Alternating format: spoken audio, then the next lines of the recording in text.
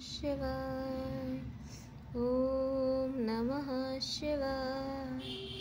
ओम नमः शिवाय। शिव महापुराण पंचम उमा संहिता 15वां अध्याय पाताल लोक वर्णन।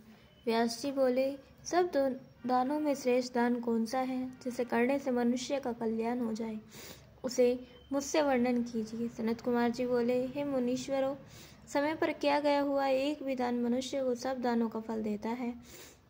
मुक्ति की कामना करने वाले मनुष्य को ब्रह्मांड दान करना चाहिए। ब्रह्मांड दाता को विष्णु भगवान के पद की प्राप्ति होती है, परंतु पहले तो यह जानना चाहिए कि ब्रह्मांड का क्या विस्तार है। ब्रह्मांड के कारण रूप शिवजी हैं। वे व्यक्त, अव्यक्त और अनाम्य हैं। उनके काल से दो प्रकार के ब्रह्म उत्पन्न होते हैं। एक तो वे ब्रह्मा जी हैं जो चौदहों भुवन वाले ब्रह्मांड की रचना करते हैं। दूसरे वह जो कि जल के माध्यम में स्थित रहते हैं, जिसकी ऊंचाई दुनी है और जिसमें 7 पाताल और उसके 7 भवन हैं। वे उस ब्रह्मांड का पालन करते हैं। उसके आधारक शेष जी के गुणों का तो कोई वर्णन ही नहीं कर सकता। वहीं शेष जी पाताल के मूल में स्थित होकर भूतेश द्वारा सब गणों से पूजित हो सारे भूमंडल को अपनी पीठ पर धारण किए हुए हैं।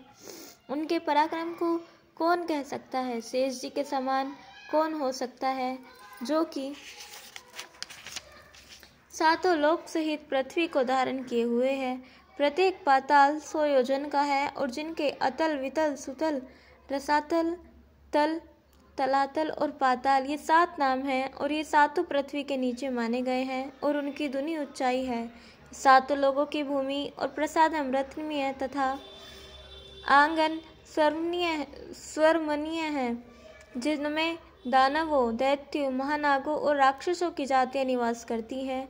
ये पाताल स्वर्ग के सभामंडल के मध्य में स्वर्गलोक से भी अधिक मनोहर है, जिनसे होकर फिर स्वर्ग में आया जाता है। तप के बल से मनुष्य पाताल लोक में दैत्य, दानव, सर्प, सिद्ध तथा मनुष्य सहित सुख प्राप्त करता है।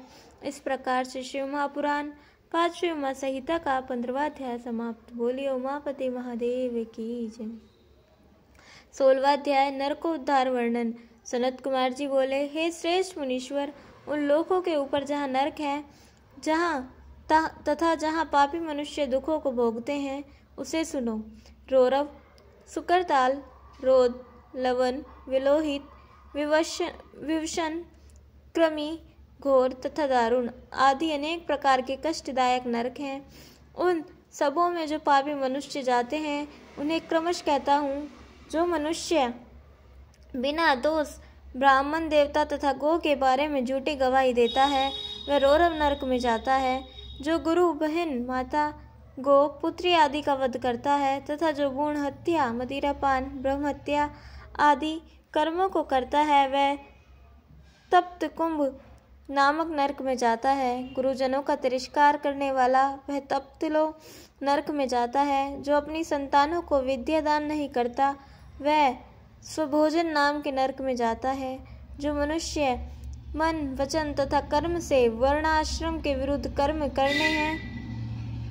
करते हैं, वे नरकगामी होते हैं। जो मनुष्य प्रातः काल तथा रात्रि में या संध्या अथवा मध्य काल में शिवजी का स्मरण करता है, वह सब पापों से छूट जाता है तथा संपूर्ण दुखों से दूर होकर स्वर्ग और मुक्ति को प्राप्त करता है।